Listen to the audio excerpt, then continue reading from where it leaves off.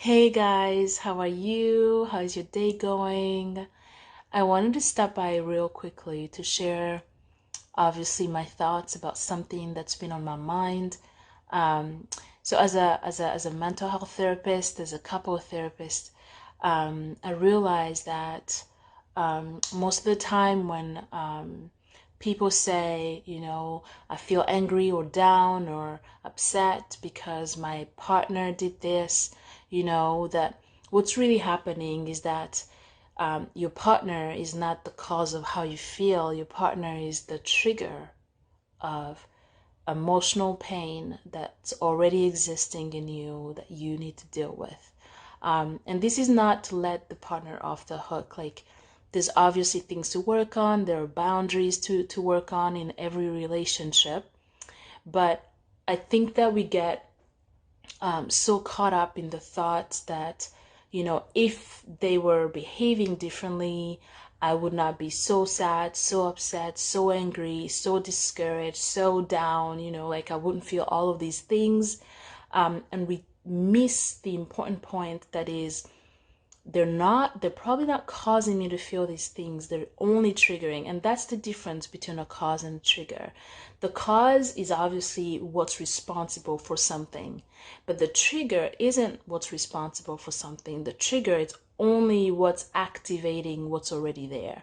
And so the nuance is so important. So for to just kind of work with an example, if my husband I don't know, raises his voice on me, and that sends me into like a place of fear and sadness and anger, and I feel like I want to close off, um, chances are there's some emotional pain in me that I need to be aware of. I need to work on healing from, because guess what?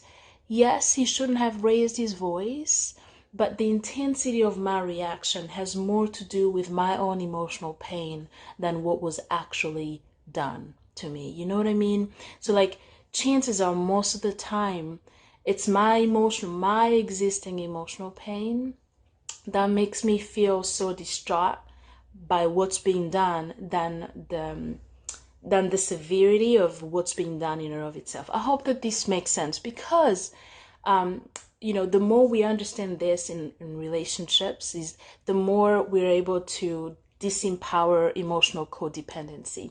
Because emotional codependency, what it says, it means that you go down, I go down. You're having a bad day, I'm also having a bad day. So I can't really have an emotional stability of my own around you, even as you're having a hard day. You know what I mean? So again, like, this has got to be balanced.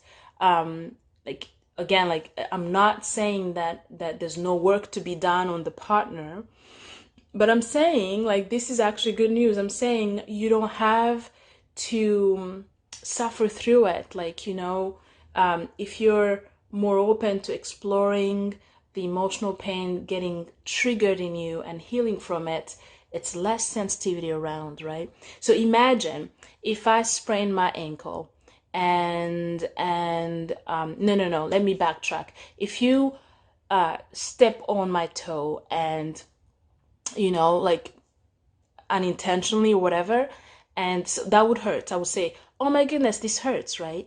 But if you step on my toe and I've sprained my ankle, like I've broken my foot or I've broken my toe, that's a whole different level. It's a whole different story. The pain is not comparable. So what that means is, if you stepping on my toe is still not okay. Like, we're establishing you should never step on my toe. But if you are, and when you are, the pain is not going to be the same if my toe is, straight, or if it's broken, you know? And so the point being, in this long video, know your emotional pain and know what triggers it, and take on that project of healing your emotional self.